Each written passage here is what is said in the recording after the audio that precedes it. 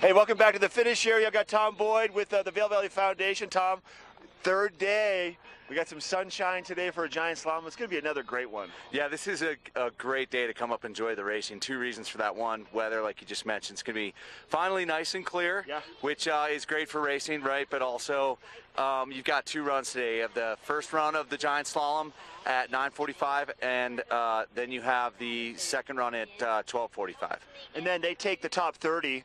That's who goes to the second run. Then they flip that start order, so this gets even more intense. It's super dramatic, right? Because totally you know that the people going, you see a lot of people going in that hot seat, and they're in first place, and then the next person down might knock them off, might not, and it's very dramatic the way that GS goes down. And we have some great stuff happening with our U.S. team. We have Ted Ligety coming back to Beaver Creek again, one of his favorite places to race GS.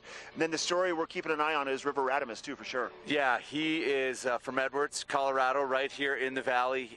Grew up here, and he came over from Steamboat when he was very young. But he's 20 years old. He's got a great attitude. He's a great kid, and he's a phenomenal racer.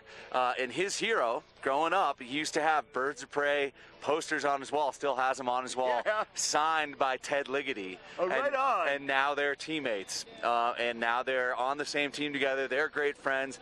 And Ted Ligety is coming out, really making a nice comeback. He has been pretty much injured. He had a phenomenal year in 2012. Really was one of the top racers in the world.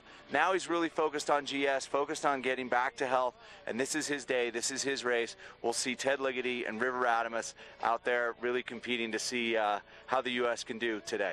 Along with the Austrian, Marcel Hirscher, for sure, who has been dominating giant slalom for a couple of years now. 7-time overall champion, slalom dominance, GS dominance, and really has done well in Super G as well, including some victories here.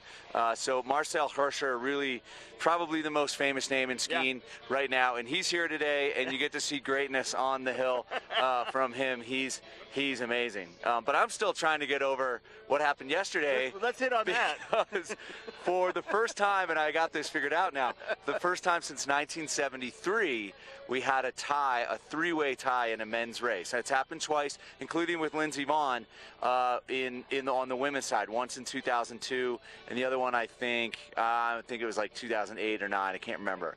But it's the first time that there's been a three-way tie. And what's funny about that is usually it's for first place. It's never happened anywhere else. Right. So this one was for third place, which means we had 5 people on the podium, and they were all squeezing up there. Do you have enough awards?